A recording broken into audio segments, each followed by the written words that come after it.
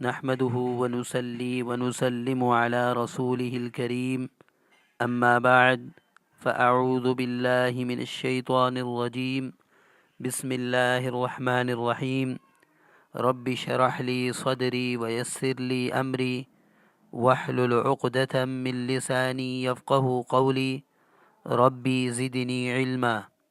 معزز ناظرین اکرام، السلام علیکم ورحمۃ اللہ وبرکاتہ۔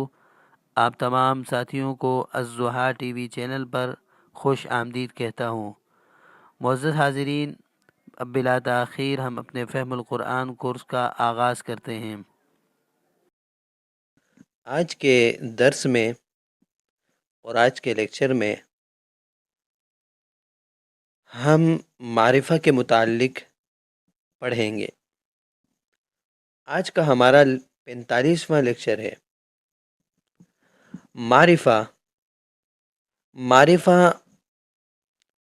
اس اسم کو کہتے ہیں جو کسی خاص شخص، خاص چیز یا خاص جگہ کے نام کو ظاہر کرے۔ خاص شخص جیسے آدم، خاص چیز جیسے الکتاب، خاص جگہ جیسے مکہ۔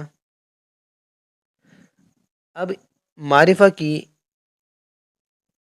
ان تینوں طرح کے اسماء کی میں آپ کو مثالیں دیتا ہوں، تین مثالیں آپ اپنی اسکرین پر دیکھیے۔ خاص شخص ناصر، شاہد، فاتح۔ خاص جگہ مدینہ، غزہ، قرطبہ۔ خاص چیز الکتاب، القلم، اللباس۔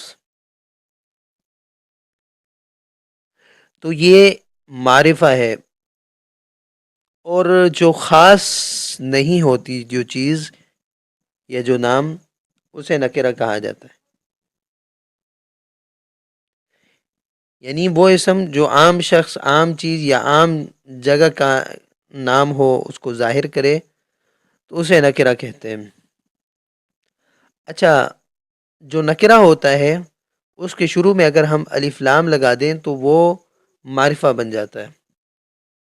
مثال کے طور پہ جیسے کتاب، کتاب کا معنی ہے کوئی بھی کتاب، لیکن جب ہم اس کے شروع میں الف لام لگا دیں گے تو الکتاب ہو جائے گا، اس کا معنی بنے گا خاص کتاب۔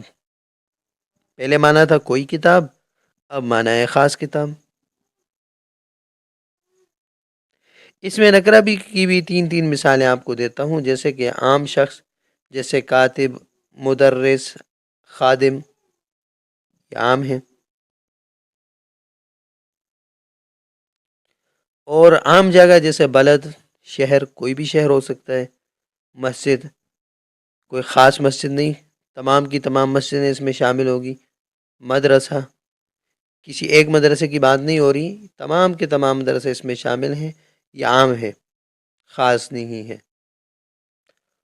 اور کتاب، قلم، لباس، کتاب کوئی کتاب، قلم کوئی قلم، لباس کوئی بھی لباس۔ ابھی آپ کو میں نے بتایا تھا کہ نکرہ کے شروع میں الف لام لگانے سے معرفہ بن جاتا ہے، اور اس کا الٹ آپ کر لیں کہ معرفہ کے شروع سے الف لام ہٹانے سے نکرہ بن جاتا ہے۔ جیسے الکتاب تھا خاص کتاب، تو ہم نے الف لام ہٹایا، کتاب بن گیا۔ اس کا ترجمہ ہوگا کوئی کتاب۔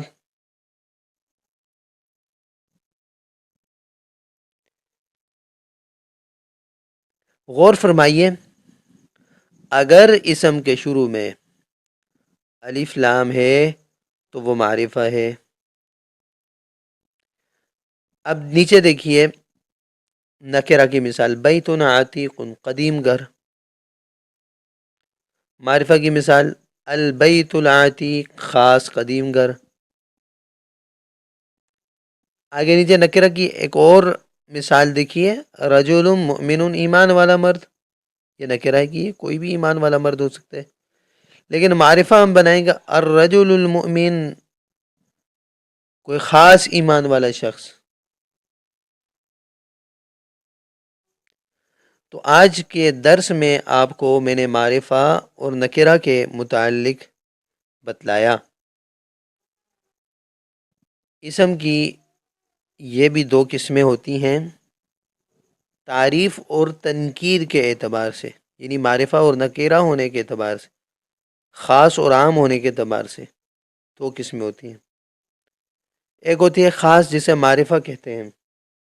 معرفہ کسی خاص شخص، خاص چیز یا خاص جگہ کے نام کو ظاہر کرتا ہے۔ ایسا اسم ہوتا ہے جو خاص شخص، خاص چیز اور خاص جگہ کے نام کو ظاہر کرتا ہے، جیسے آدم، کتاب، مکہ۔